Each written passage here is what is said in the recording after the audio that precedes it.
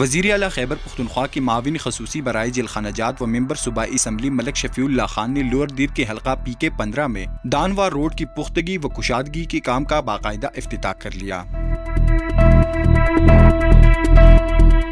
افتتاحی تقریب میں MNA سید محبوب شاہ، اوورسیز تنظیم لوور دیر کے صدر میاں احمد صادق اور دیگر نے شرکت کی۔